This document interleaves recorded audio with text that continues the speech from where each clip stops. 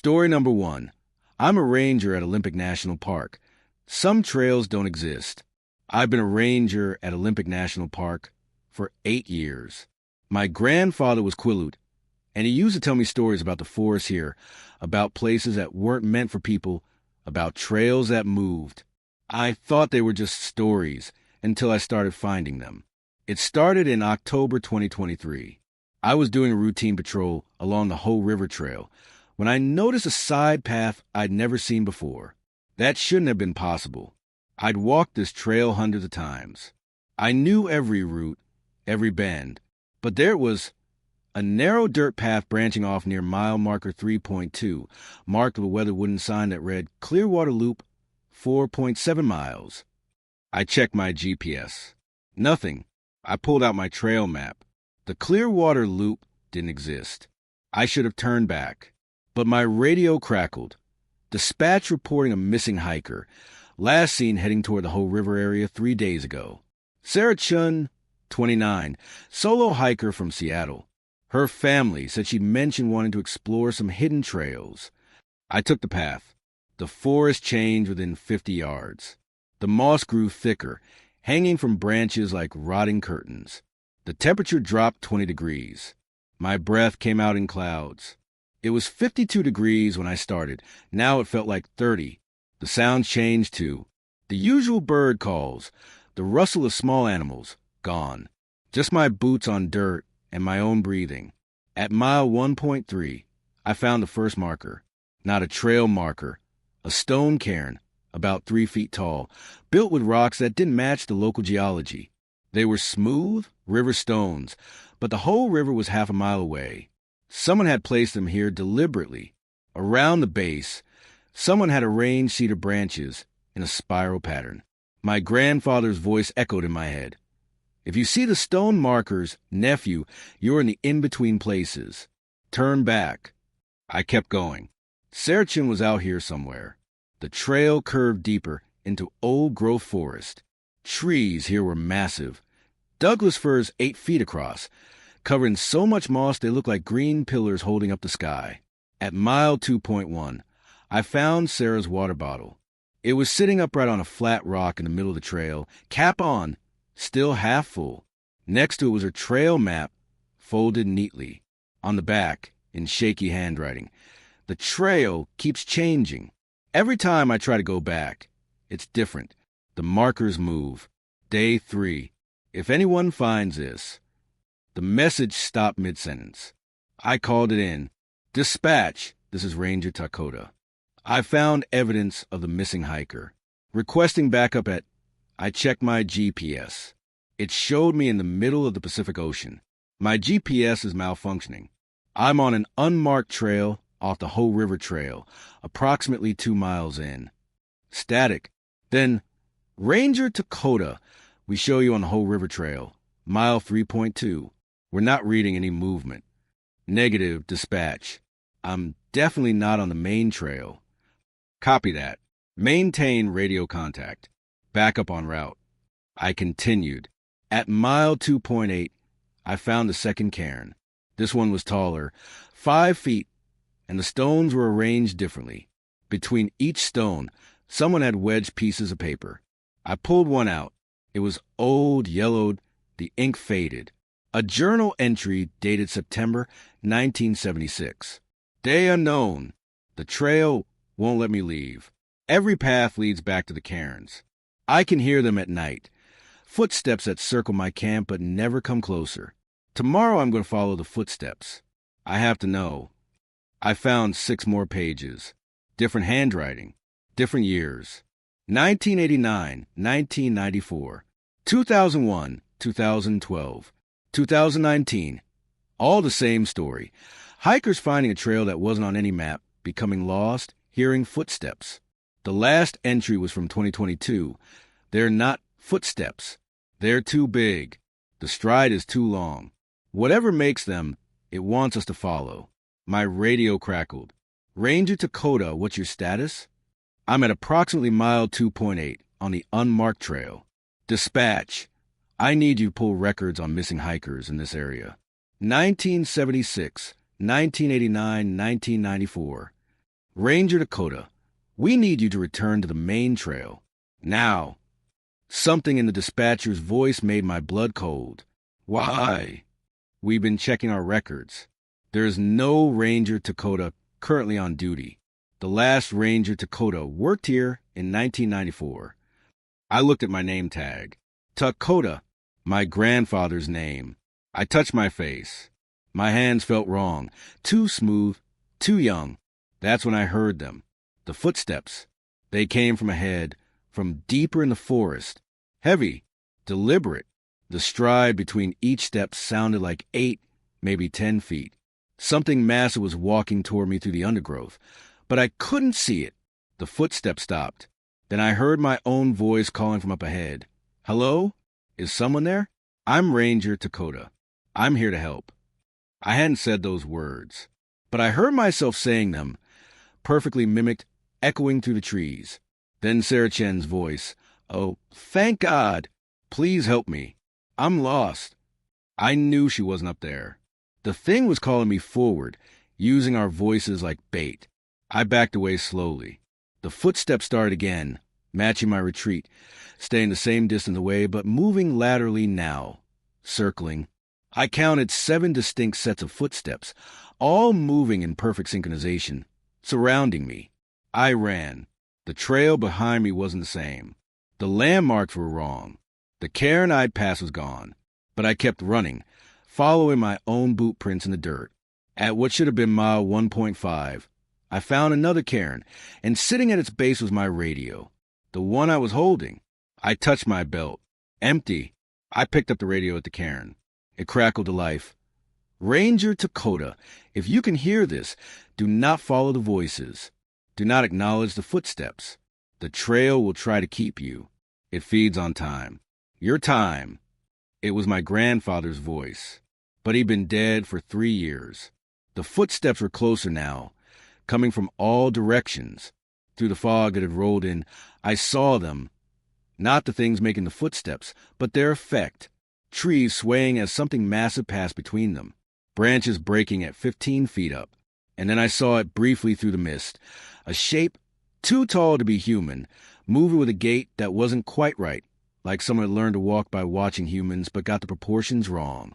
I closed my eyes and thought about my grandfather's stories, about the trails that existed between worlds, paths that predators used to hunt across boundaries that humans weren't meant to cross.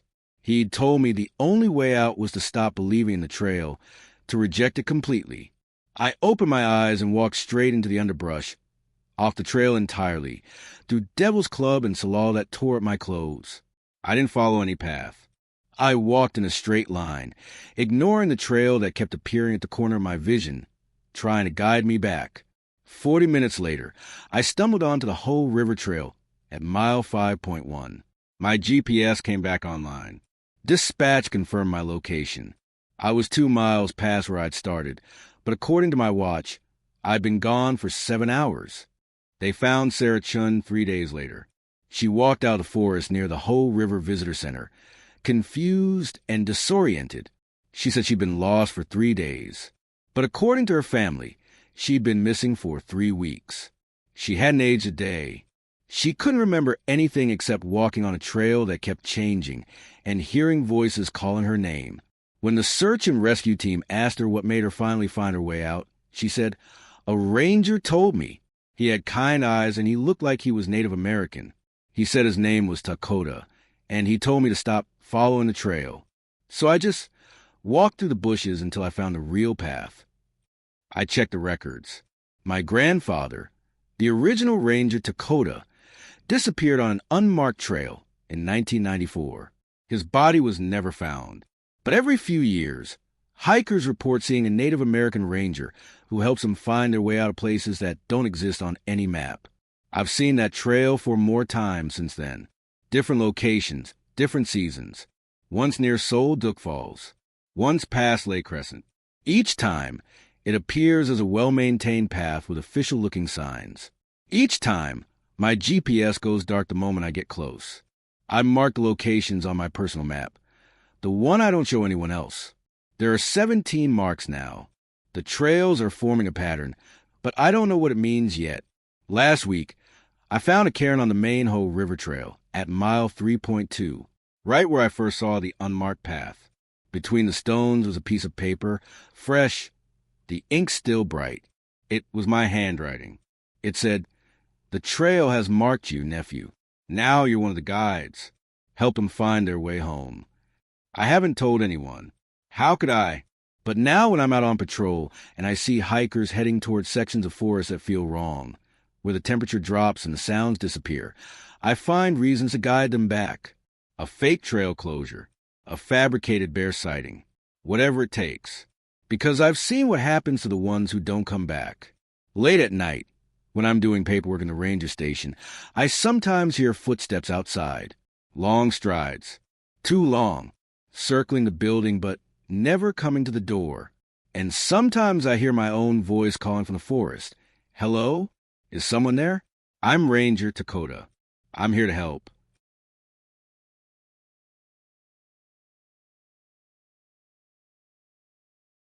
Story number 2.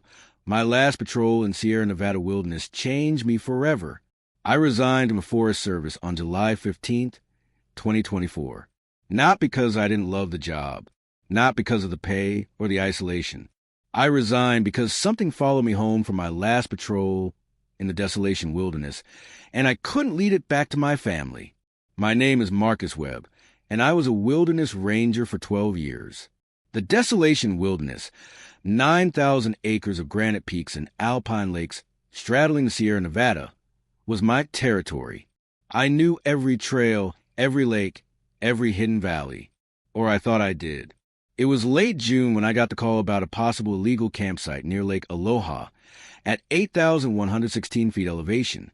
Some backpackers had reported seeing smoke and what they described as weird structures near the southeastern shore. Probably just someone who didn't know the regulations, but I had to check it out. I started the hike at 6 a.m. from Echo Lakes. The trail was clear, the weather perfect, mid-60s, cloudless sky, light wind from the west. I made good time, reaching Lake Aloha by 10:30 a.m. The lake stretched out before me. Crystal clear water, reflecting the granite cliffs. Beautiful. Empty. Then I saw the structures. They weren't tents. They were frameworks made from branches and stones, about 7 feet tall, arranged in a perfect triangle. 3 of them, each positioned at the points of a larger triangle that enclosed about 50 yards of shoreline. The branches were fresh cut, still oozing sap, bent and woven together in patterns that would have taken hours to create. In the center of the triangle, someone had built a fire pit ring with 37 stones. I counted them, all perfectly smooth and uniform, like they'd been selected for size and shape. Around the fire pit, the ground was covered with tracks, lots of them, all human, barefoot, but the stride length was wrong. The prints were normal-sized adult male, maybe size 10, but the distance between steps was 6 feet minimum. That's physically impossible for someone that foot size. I took photos, documented everything, and started following the tracks. They led away from the lake, up into the granite slabs toward Mosquito Pass. The tracks stayed visible even on bare rock, not as clear impressions, but as wet marks, like whoever made them had feet that were perpetually damp. At elevation 8,400 feet, the track split. One set continued up toward the pass, but another set, or maybe several sets moving in single file, headed west toward the Velma Lakes. Against protocol, I followed them alone. I should have called for backup, but cell service was non-existent, and I'd need to hike 2 hours back to get radio signal. The tracks led me off-trail into an area I'd never fully explored, a series of small glacial valleys between Lake Aloha and Middle Velma Lake. The trees here were twisted and stunted by the altitude and weather, growing in odd spiral patterns. The ground was covered with granite debris and patches of alpine flowers that shouldn't have been blooming yet. It was too early in the season. That's when I found the first marker. It was a cairn, but built differently than normal trail markers. The stones were stacked in a spiral, maybe 15 stones total, ascending like a twisted spire. Hanging from the top stone was a strip of fabric. Looked like cotton, hand-woven. Old. The fabric was covered in symbols I didn't recognize. 200 yards further, I found another identical cairn. Then another, They formed a line pointing deeper into the valley. I followed them, counting as I went. 23 cairns total, each exactly 200 yards apart, each with that same strange fabric marker. The 23rd cairn marked the entrance to a small box canyon I'd never seen before. The walls were sheer granite, about 60 feet high, and the floor was perfectly flat, unnaturally flat, like it had been graded. In the center stood a single massive Jeffrey pine, at least 400 years old, its trunk 8 feet across. Carved into the bark were dozens of dates and initials, some so old they'd nearly healed over. The oldest I could make out was 1847. The most recent was from last week, MP 6/20/24. Below the tree, the ground was covered with offerings, small bundles of herbs tied with grass, animal bones arranged in patterns, smooth stones painted with symbols, and photographs, dozens of them, weathered and faded, showing people from different eras, family portraits, hiking groups, individuals standing at the tree. I was taking photos when I heard it, a long, low howl from above, from the canyon rim. It didn't sound like any animal I knew, too controlled, too deliberate, like someone singing a single sustained note. It was answered by another howl from the opposite rim, then another from behind me at the canyon entrance. I was surrounded. The howls continued for 10 minutes, overlapping and harmonizing in ways that felt intentional. Then they stopped. The silence that followed was absolute. No wind, no birds, no insects. Just my breathing and my heartbeat thundering in my ears. Then came the footsteps. They echoed off the canyon walls, impossible to pinpoint. Multiple sources, moving in sync, circling the canyon rim. I could see trees swaying as something large passed through them, but I couldn't see what was causing it. The footsteps had that same wrong rhythm, too long a stride, too heavy, but moving with a coordination that felt planned. I pulled my radio, knowing it wouldn't work. Static. I tried my satellite phone. No signal, which made no sense. Satellite phones always worked. The footsteps descended into the canyon. I saw rocks tumbling down the cliff face, but nothing causing them to fall. The sound split up, moving around me in a circle about 30 yards in diameter, always maintaining that distance. Then I saw one.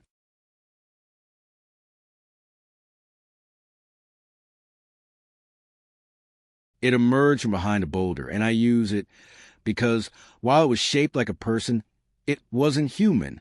It stood maybe 7 feet tall, impossibly thin, with limbs that were too long and joints that bent slightly wrong. Its skin was dark, mottled, covered in something that looked like tree bark or stone. The face, God, the face, had human features but stretched and distorted, like someone had taken a human skull and pulled it vertically. The eyes were too large, completely black, no whites visible. It didn't move like a person. It swayed slightly, head tilting at angles that would break a human neck, studying me with those enormous eyes. Behind it, I could see others, at least 6, maybe more, maintaining their circle formation. The one closest to me opened its mouth. A sound came out, a perfect replica of a human voice, my voice. "For service, I need to verify your camping permit." It was what I'd said to a hiker 3 days ago, repeated back perfectly, every inflection identical. Another one spoke, using a woman's voice. "Have you seen my daughter? She's 8 years old, wearing a red jacket." A third, with a child's voice, "Mr. Ranger, I'm scared. I can't find my parents." They were using voices like tools, testing them, seeing which would make me respond. I knew better than to answer. That's when they charged. Not toward me, past me, toward the tree. They moved with terrifying speed, those 2 long limbs carrying them in loping strides that covered 10 feet each. But they didn't try to touch me. They positioned themselves around the tree in a circle, all facing inward, and began the howling again. The sound was overwhelming in the enclosed canyon, resonating off the walls, building in intensity. The tree began to shake despite there being no wind.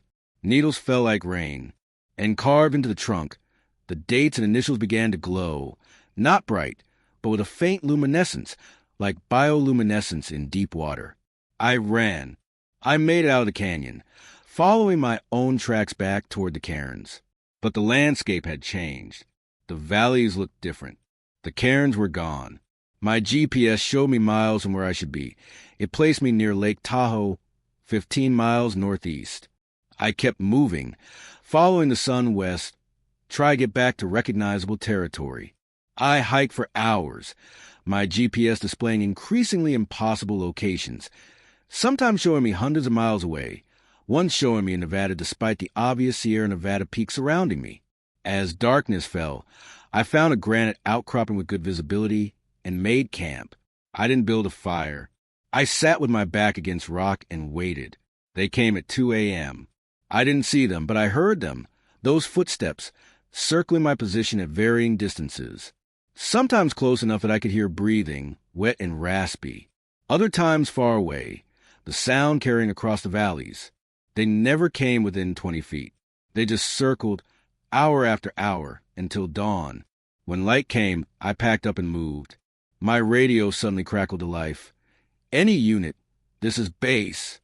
We received a report of a missing ranger, Marcus Webb, last known position Lake Aloha. Can anyone confirm? I grabbed the radio. Base, this is Webb. I'm mobile, heading back. Request emergency extraction. Webb? Jesus. We've been trying to reach you for 3 days. What's your location? 3 days? I'd been gone less than 24 hours. I gave them my GPS coordinates, which still show me somewhere impossible. They sent a helicopter. It took them 40 minutes to find me. I was only 2 miles from Lake Aloha, but in a section of forest that wasn't on their maps. When they winched me up, I looked down. There were figures below, standing in a circle in the clearing I'd just left. 7 of them, watching. As the helicopter banked away, I saw them turn in unison and walk back into the forest, moving in that wrong-jointed way, disappearing between the trees. I spent 2 days being examined by doctors. They found nothing wrong except that I'd lost 15 pounds despite having plenty of food in my pack. My watch had stopped at 2:17 a.m. on the first night. The battery was dead despite being brand new. The photos on my camera were gone, all except one, a shot of that ancient tree with its carved dates. But in the photo, there was something I hadn't seen when I was there. Dozens of human figures standing in a circle around the tree, their features blurred and distorted, like the image couldn't quite capture what they were. I submitted my resignation the next day. The Forest Service was understanding. They've had other rangers from the Sierra Nevada request transfers or quit suddenly. They don't talk about it, but I saw the files. Going back 30 years, rangers reporting encounters with things that weren't animals, weren't human, hearing voices, seeing structures, following tracks that led nowhere.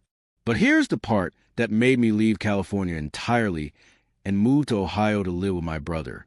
A week after I resigned, I was packing up my apartment in South Lake Tahoe. It was 3 a.m. I couldn't sleep. I heard footsteps outside my building. That distinctive pattern, too long, too heavy. I looked out my window. 7 figures stood on the street below, arranged in a circle, all facing my building. Too tall, wrong proportions, standing in that swaying manner, heads tilted at impossible angles. They'd followed me 100 miles from the wilderness. They'd found where I lived. I watched them for 20 minutes. They didn't move toward the building, just maintained that circle, watching. Then, as headlights from a passing car swept across them, they were gone, not running away, just gone, like they'd stepped sideways out of reality. I loaded my car at dawn and drove to Ohio without stopping. That was 6 months ago. I've started building a normal life here. I work at a sporting goods store. I avoid thinking about the mountains. But last week, I took my nephew camping at a state park. We were sitting by the fire when he asked, "Uncle Marcus, what are those people doing?" I followed his pointing finger. At the edge of our campfire's light, barely visible in the darkness, 7 figures stood in a circle among the trees. Too tall, swaying slightly. I told my nephew we were leaving. We packed up our flashlight and drove home. I haven't been back to any forest since. Whatever they are, they're patient. They can wait, and they can follow. The wilderness isn't just a place. It's something alive, something with its own rules, its own inhabitants. And once you've seen too much, once you walk too far into places humans aren't meant to go, it marks you. It's marked me. And it's not done with me yet.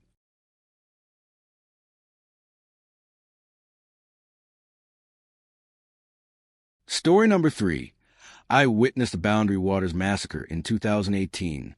They told the families it was a wildlife attack. The official report from the Superior National Forest listed it as a tragic series of encounters with an aggressive black bear population. They found traces of bear hair, bear scat, claw marks on trees. Everything pointed to bears. Except I was there. I saw what happened at Campsite 19 on Lake Insula, deep in the Boundary Waters canoe area. And what killed those 17 people in August 2018 wasn't any animal on any wildlife list. My name is Kate Mercer, and I'd been a BWCAW ranger for 7 years. The Boundary Waters, over 1 million acres of pristine wilderness straddling the Minnesota-Canada border, was my jurisdiction. In 7 years, I'd seen black bears, moose, timber wolves, even the occasional lynx. I knew how predators behaved. This wasn't that. The group consisted of 17 people, 3 families from Minneapolis who planned a 2-week canoe trip together.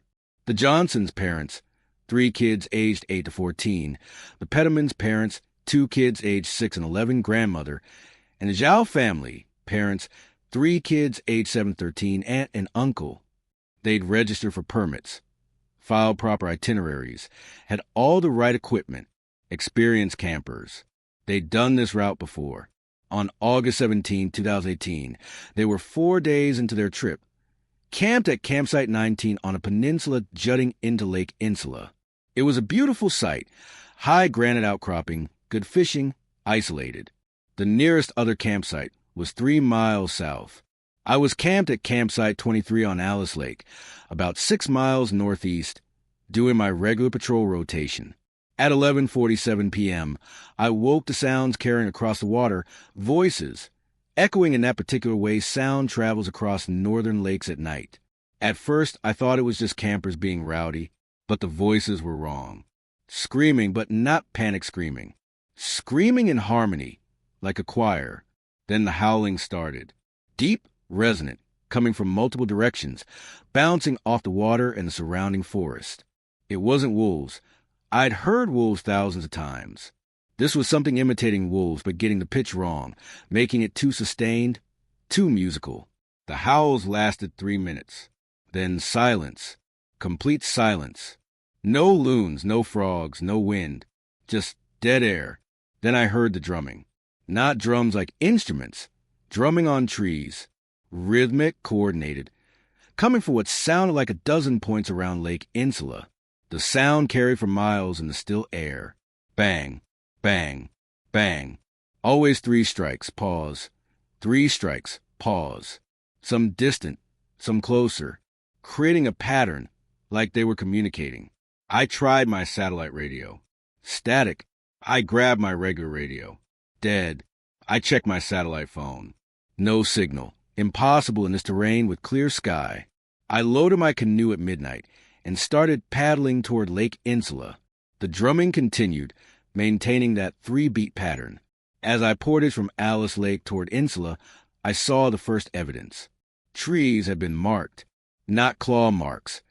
Something had taken a blunt object and struck the trunks with tremendous force, leaving impact craters 3 inches deep. The strikes were at 7 feet up, all the same height, in a line following the portage trail. Fresh with chips, still fragrant, showed these had been made within hours. The drumming stopped as I reached Lake Insula. The silence that replaced it was worse. I paddled slowly, using my flashlight minimally, letting moonlight guide me. The water was mirror still, reflecting the Milky Way. Beautiful and terrible. Campsite 19 came into view. The fire was still burning. I could see the orange glow reflecting off the trees. But something was wrong with the light. It flickered incorrectly, casting shadows that moved independent of the flames. I beached my canoe quietly and approached on foot. That's when the smell hit me. Copper and rot and something else. Something like ozone mixed with decay. It made my eyes water. The campsite was destroyed. Tents shredded, not clawed but pulled apart methodically. The fabric separated at the seams like someone had carefully unstitched them. Gear scattered everywhere. Coolers opened, food left untouched. Canoes pulled onto shore but flipped upside down. Paddles snapped in half. Blood. God, so much blood. Soaked into the ground. Splattered on the rocks, marking the trees in arcing sprays. But no bodies. None. The fire pit was wrong. The stones that normally ring it had been rearranged into a perfect circle, 15 feet in diameter, with the fire in the center. Around the circle, driven into the ground, were 17 wooden stakes. On each stake, someone had placed a personal item. I recognized them from the group's permit application. Sarah Johnson's glasses, David Peterman's watch, Emily Zhao's bracelet. All 17 members, each represented by one item, arranged like grave markers. And in the dirt between each stake, written in what I realized was blood, were symbols, not letters, older than that. Pictographs like the Ojibwe petroglyphs found throughout Minnesota, but different. Wrong. These showed human figures in various stages of transformation, their bodies elongating, their limbs extending, becoming something else. I heard breathing. It came from the trees past the campsite. Heavy, wet breathing, like someone with fluid in their lungs. Multiple sources, surrounding the clearing. I swept my flashlight toward the sound. 17 pairs of eyes reflected back at me. Human height, arranged in a circle in the trees, all the same distance from the campsite. All unblinking, all fixed on me. I drew my sidearm. Forest Service Ranger. Identify yourselves. The breathing continued, synchronized. In, out, in, out. All 17 sources breathing as one organism. Then one of them spoke. Sarah Johnson's voice. I recognized it from when I checked her permit. Our children are hungry. Another voice. David Peterman's. The lake is deep and old. Emily Zhao's voice. We've been called to witness. All 3 voices were flat, emotionless, stating facts. And they were coming from the trees, from those reflected eyes. But the speakers weren't moving, weren't breathing separately from that collective rhythm. More voices joined in, overlapping. The crossing is complete. We walk between. The old ones remember. We serve the deep.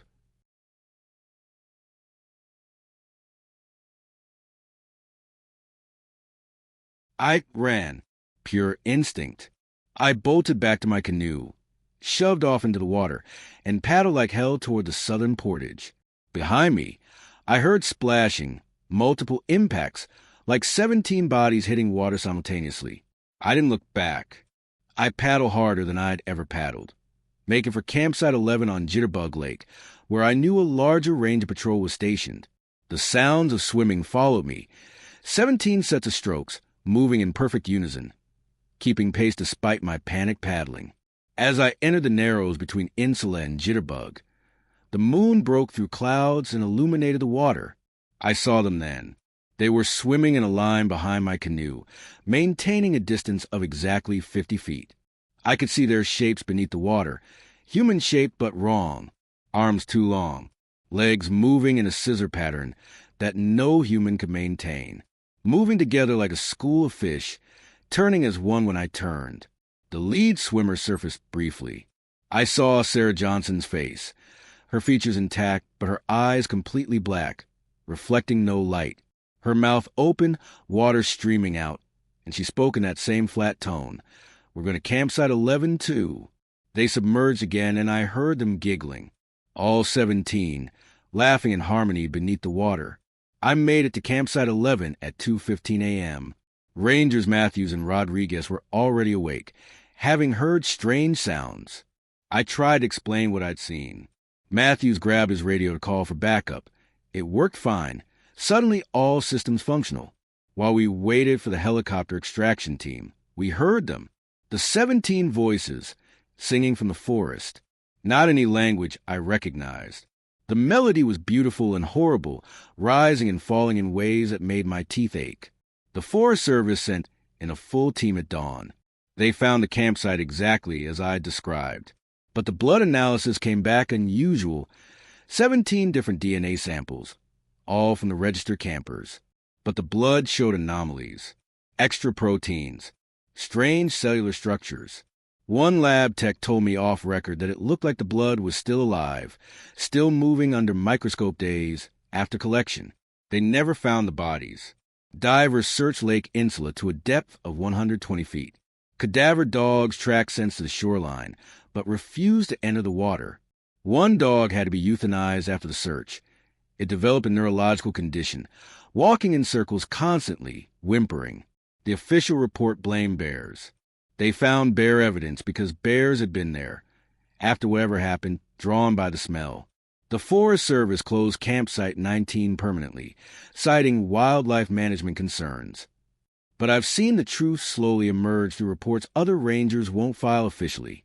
Sightings of 17 figures moving to the boundary waters at night, always together, always in that same formation. Campers reporting voices calling to them from the water. Canoes found overturned, gear missing.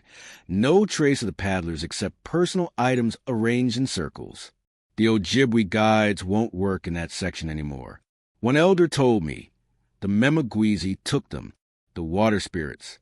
They've always lived in the deep parts of the lakes, in the places where light doesn't reach. Sometimes they call people. Most resist. These 17, they answered. Now they belong to the deep places, and they call others to join them. I transferred out of the boundary waters 3 months later. I work at Voyageurs National Park now, on land away from deep water. But sometimes at night, when I'm near water, any water, even Lake Superior 60 miles away, I hear them. 17 voices singing in harmony, calling in languages older than words.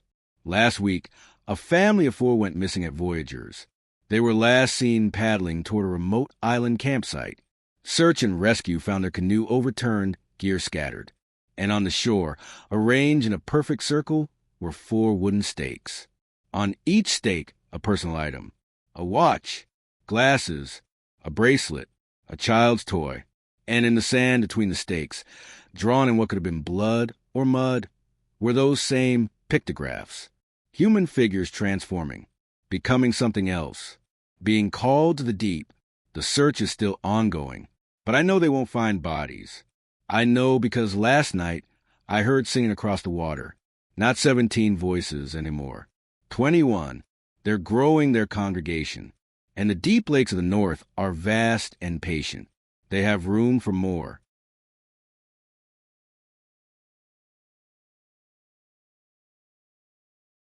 Story number 4. As a Great Smoky Mountains ranger, I've seen the congregation. The Cherokee have a word, Sokaloo. It means the slanting giant, or sometimes a Judicula. My grandmother was Eastern Band Cherokee, and she told me stories about them when I was growing up in Bryson City, just outside the Great Smoky Mountains. She said they were ancient, older than the mountains themselves, and they collected people the way we collect memories. I've been a ranger in the Great Smokies for 14 years. I've seen the congregation 6 times, and each time I recognized people I used to know. The first time was October 2010, my second year on the job. I was doing a backcountry patrol along the Appalachian Trail, near Klingman's Dome, elevation 6,643 feet. It was early morning, maybe 6 a.m., fog so thick I could barely see 10 feet. I heard voices ahead, which wasn't unusual. Through hikers often started early, but these voices weren't conversing. They were chanting, all speaking the same words in unison, a rhythm like breathing. I followed the sound and found them in a clearing just off the trail. 37 people standing in concentric circles. 3 rings, 12 in the outer, 15 in the middle, 10 in the inner, all facing the center, where a massive hemlock tree stood, its trunk wider than any hemlock I'd seen in years of ranging. The tree shouldn't have been there. I knew this section of trail. There'd never been a tree in that clearing. The people were dressed normally, hiking clothes, day packs, good boots, but they stood absolutely still, eyes closed, chanting in Cherokee, my grandmother's language. I understood some of it. We remember ourselves. We are collected. We wait in the high places. I approached slowly, my hand on my radio. Folks, this is a Forest Service. The Appalachian Trail doesn't allow group gatherings without permits. I need to see. They stopped chanting simultaneously. All 37 heads turned toward me in perfect unison. Eyes opened, and I recognized them. Front row, outer circle, James Watkins. He'd been a ranger here, disappeared on patrol in 1998. Missing persons case never solved. But here he was, looking exactly as he had in the photos. Late 30s, fit, brown hair. Not aged a day. Middle circle, Sarah Cunningham. Tourist from Ohio, vanished hiking the Alum Cave Trail in 2003. Found her backpack and ID, never found her. Inner circle. 2 children I recognized from posters. Marcus and Julia Peterson, ages 8 and 10, disappeared with their parents during a family camping trip in 2006. The parents were there too, standing right behind them. All of them missing. All of them declared dead after 7 years. All of them standing in front of me, looking exactly as they had in their last photographs. James Watkins spoke, but his mouth didn't move naturally. It opened in jerky movements, like a puppet's. Kate, you're not ready to be collected yet. I hadn't told him my name. They returned to chanting, turning away from me in unison, refocusing on the tree. I tried my radio. Dead. I tried to approach closer, to check pulses, to confirm these were real people. But I couldn't. My legs wouldn't move forward. Some instinct screaming that getting too close meant I wouldn't leave. I backed away slowly until I was back on the trail. I ran 2 miles down to Newfound Gap, where I had radio signal, and called it in. Park Service and a full team, 6 rangers, search and rescue, even a helicopter. They found nothing. The clearing was there, but no people, and no hemlock tree. The only thing they found was a perfect circle of dead grass where the tree had been, 15 feet in diameter, the soil beneath compacted like something immensely heavy had rested there for years. The Park Service psychiatrist asked if I'd been under stress, suggested I might need time off. I declined. I knew what I'd seen. The second time was May 2012 near Ramsey Cascades. 43 people, same formation, different tree. I recognized more faces, hikers, rangers, a family from the early 90s. James Watkins was there again, standing in the same position in the outer circle.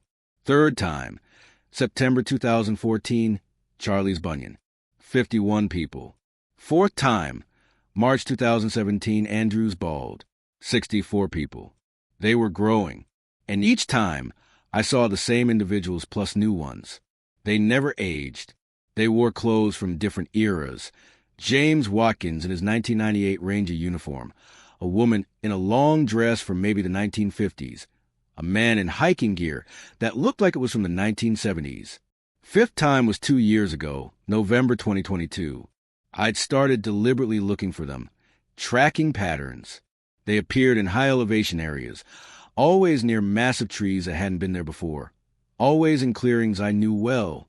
I'd mapped the locations and found they form a line following the Appalachian Trail, spaced exactly 6 miles apart. I hiked to the next logical position on the pattern, a clearing near Mount Kephart, 6,217 feet. 4 a.m., full moon, clear sky. I waited. They emerged from the forest at exactly 4:44 a.m., not walking, appearing. One moment the clearing was empty.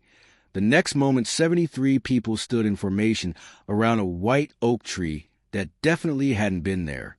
The tree was enormous, ancient, its trunk 15 feet across, its branches spreading like a cathedral ceiling. I recognized faces immediately. James Watkins, Sarah Cunningham, the Peterson family.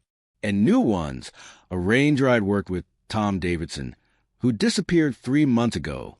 A honeymooning couple from Tennessee, vanished in August. A solo backpacker from last month. And then I saw my uncle, Uncle Robert, my mother's brother, who disappeared hiking in the Smokies in 2004 when I was in college. We'd searched for 3 weeks. I'd help with the search parties. Standing in the middle circle, looking 35 years old instead of the 54 he'd be now, was Robert Mercer. I stepped forward. Uncle Rob. He turned. His eyes were completely white. No iris, no pupil, just white like fresh milk. When he spoke, his voice layered with others, a chorus. Kitty Bird, you still use that nickname I gave you. Tears ran down my face. Uncle Rob, what happened to you? We were collected. We're being saved. Saved from what?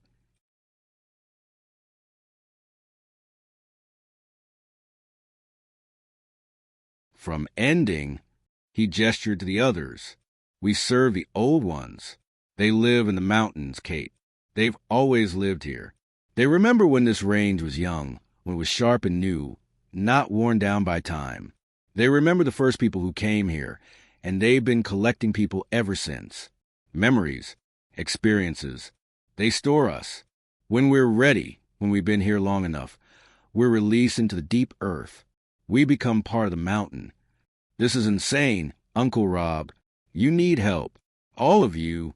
The congregation spoke as one, their voices overlapping into a sound like wind through canyons. We remember ourselves. We are collected. We wait in the high places. The white oak tree began to glow from within, bioluminescence spreading through its bark-like veins. The ground beneath my feet vibrated. Not an earthquake. Something else. Something alive, breathing beneath the soil.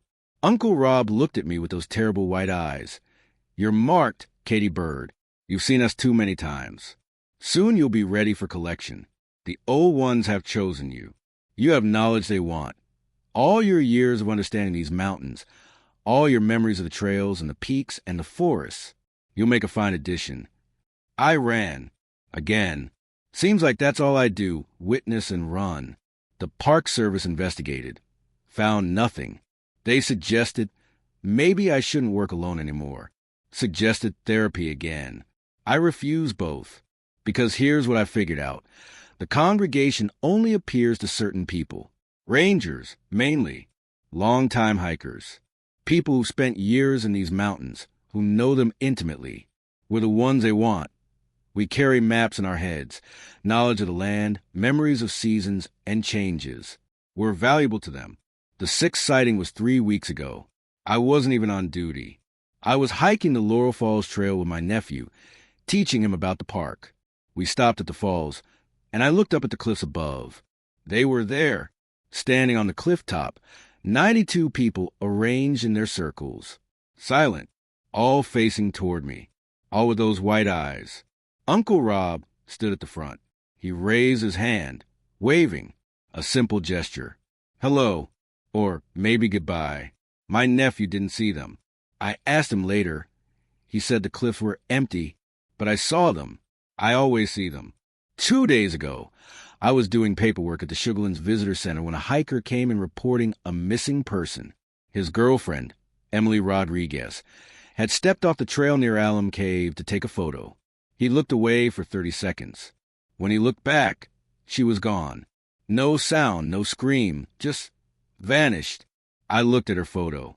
26 years old, experienced hiker, knew the area well. I knew where she was. I knew what had happened to her. Tonight, I'm filing my resignation. I can't do this anymore. Because last night, I had a dream. I was standing in a clearing I didn't recognize, surrounded by trees that glowed from within. Uncle Rob stood next to me, along with James Watkins and Sarah Cunningham and the Peterson family, and Tom Davidson, and Emily Rodriguez.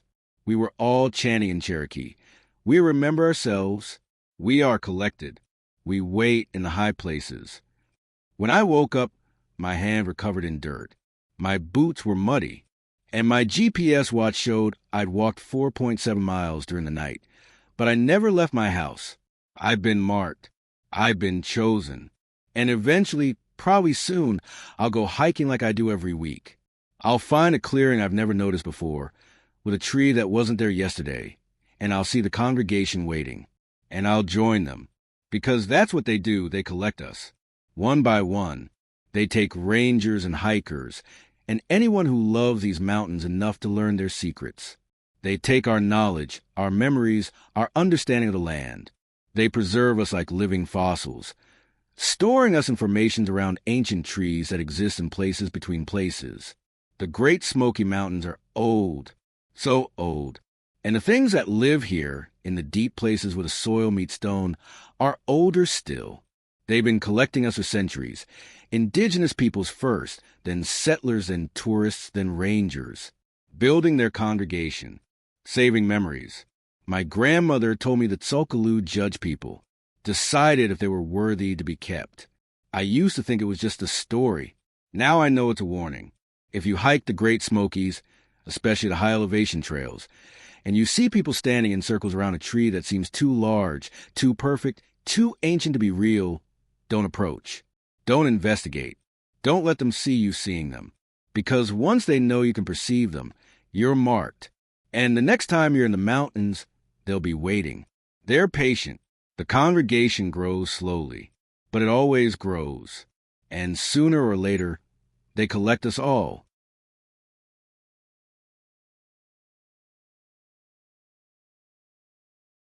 Story number 5. I found a missing family in Nantahala Forest. Wish I hadn't. The Harrison family, Michael, 42, Jennifer, 39, and their daughters Sophie, 12, and Emma, 9, were reported missing on June 8, 2023. They'd entered the Nantahala National Forest in western North Carolina for a 3-day camping trip. Filed a proper itinerary with the ranger station, had all the right gear. Experienced campers from Charlotte. They'd done this route before. When they didn't check out on June 11th, search and rescue was activated. I was part of that team. My name is David Chun, Wilderness Ranger, and I've been working the Nantahala for 9 years. The forest, sprawling across 531,000 acres of steep terrain, deep gorges, and old-growth forest, was my home territory. The search focused on their registered campsite near Joyce Kilmer Memorial Forest, a section of virgin timber with trees over 400 years old. We found their camp on day 2. Tent still standing. Food still in the bear-proof container. Car parked at the trailhead. No sign of the family. The search expanded. Helicopters carried 9 units, over 60 volunteers. Days turned into weeks. Nothing. Not a trace. Not a piece of clothing. Not a dropped item. For people don't just vanish in the forest, no matter how remote. After 3 weeks, the official search was suspended.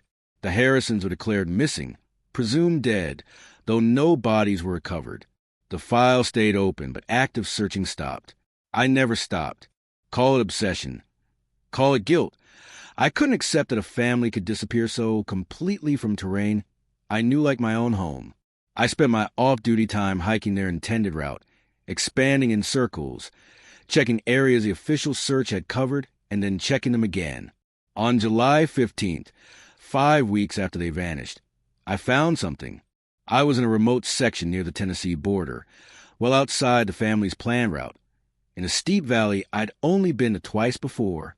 The forest here was old growth, hemlock and poplar, with massive trees blocking most sunlight. The understory was thick with rhododendron, creating tunnels through the vegetation. That's where I found the marker, a cairn built from river stones, but the stones were wrong. They were smooth and round, clearly from a riverbed, but the nearest water was 2 miles away.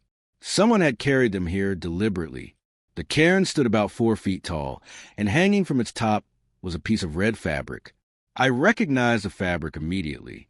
Emma Harrison's red windbreaker. I'd seen it in the missing persons photos. I called it in and started a careful search pattern. 50 yards from the cairn, I found more fabric. Pieces of Sophie's blue backpack, torn into strips and tied to trees at eye level, marking a trail. I followed them, documenting everything, my hand never leaving my radio. The strips led deeper into the valley, down a slope so steep I had to grab saplings to keep from sliding. At the bottom, a stream flowed through a gorge with walls 30 feet high. The fabric strips led along the stream, then ended at a narrow opening in the gorge wall, a cave entrance I'd never seen before, maybe 4 feet high, partially hidden by vegetation. I should have waited for backup. But I was thinking about those little girls, about their parents, about bringing closure to a family that had been searching desperately. I went in. The cave opened into a larger chamber after 10 feet of crawling. My flashlight revealed a space roughly circular, about 20 feet across, with a ceiling high enough to stand. And it was clearly being used as a campsite. A small fire pit in the center, the coals still warm. For sleeping areas made from pine boughs and moss, arranged like bedrolls. A pile of empty food wrappers, granola bars, trail mix, beef jerky, a collection of water bottles, and personal items I recognized from the family's gear list. Michael's pocket knife, Jennifer's compass, Sophie's journal, Emma's stuffed bear. But no family, and the items were arranged too neatly, like a display in a museum. This was an active camp.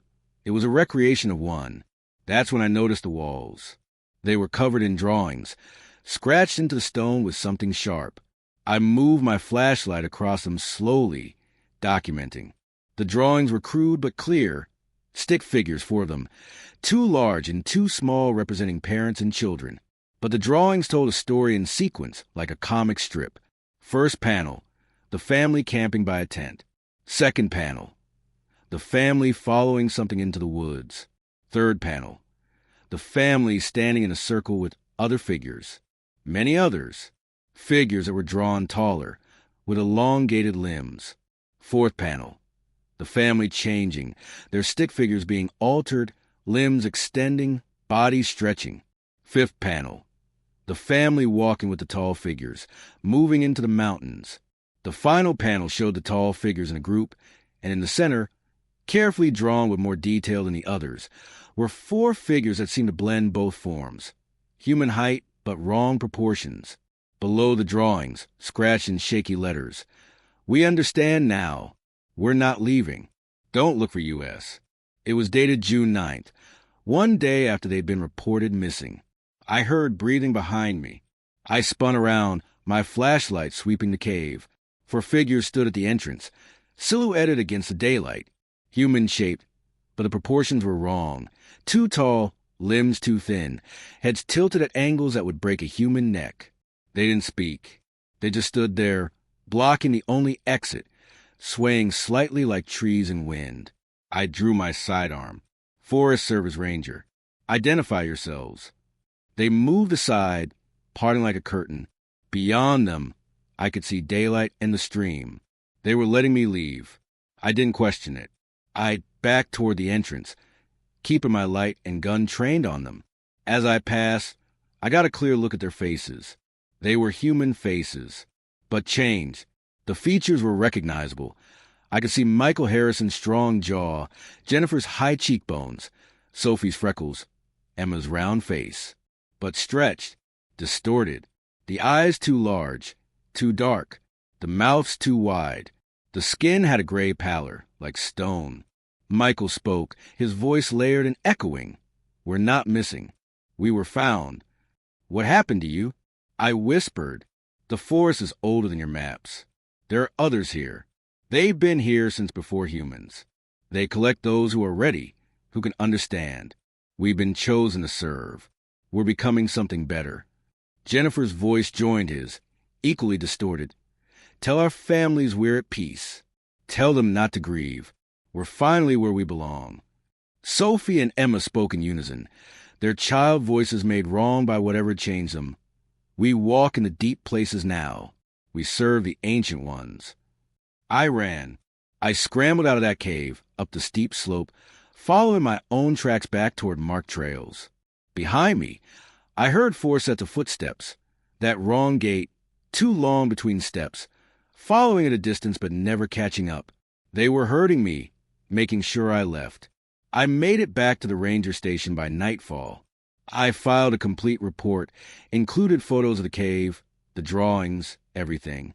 The next day, a team went back with me to the location.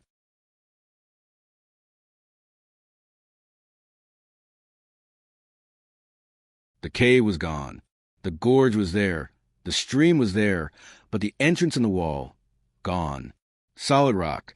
The team thought I'd gotten turned around, found a different gorge, but I knew. I had GPS coordinates. This was the right place.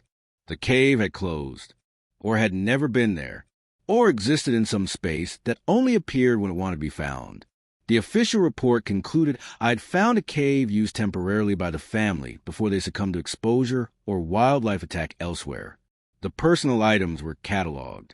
The journal was given to the family, but the writings in it, they stopped on June 9th.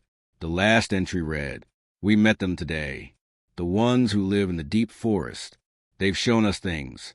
How the forest breathes. How the mountains remember. They've asked us to join them, to become guardians." Michael says yes. I say yes. The girls are scared, but they'll understand. This is a gift. We're being transformed into something ancient and beautiful. If anyone finds this, don't pity us. We chose this. We're finally home. The family's lawyer contacted me 3 months later. The Harrisons' bank accounts showed activity. Small withdrawals, always from ATMs near national forests. The security footage showed the family, but the images were always blurred, faces indistinct, bodies seeming to glitch on camera like bad reception. I've seen them since. Twice. First time was October 2023. I was hiking near the Joyce Kilmer Forest, and I saw them through the trees. For figures moving parallel to trail, keeping pace with me but staying in the shadows. I called out. They stopped, turned toward me in unison, and I saw their faces. More changed now, barely recognizable, features continuing to elongate and distort. Then they moved away, disappearing into forest with that wrong jointed gait. Second time was last month. I was leading a group of junior rangers on a training hike. We stopped for lunch at a scenic overlook. While the kids were eating, I saw them below, standing in a clearing with others, dozens of others, all with that same distorted appearance, all standing in formation, all facing toward a massive oak tree that seemed to pulse with dim light. Michael Harrison, or what he'd become, looked up at me. Even from a distance, I could see his eyes, now completely black, reflecting no light. He raised one too long arm in a gesture that might have been a wave.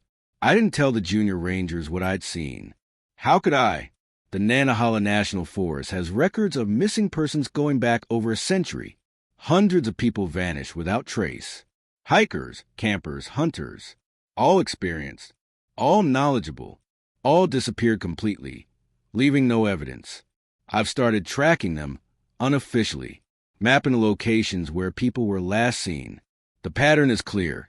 They form lines converging on specific points, ancient trees in remote areas.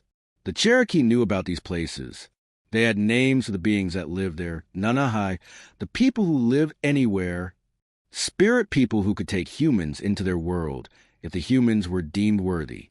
The Harrison family wasn't killed.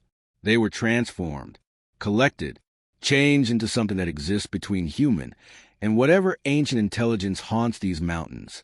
And they're not alone. There are dozens, maybe hundreds, living in the deep forest, serving purposes I can't comprehend. Sometimes at night, when I'm at the ranger station doing paperwork, I hear them outside, footsteps circling the building, too many to count, all moving in that synchronized, wrong-jointed way. I look out the window and see figures standing at the forest edge, watching, waiting. They're patient. They know I've seen them. I've seen their transformation, their purpose. That makes me marked. Eventually, they'll decide I'm ready. They'll call to me the way they called to the Harrisons.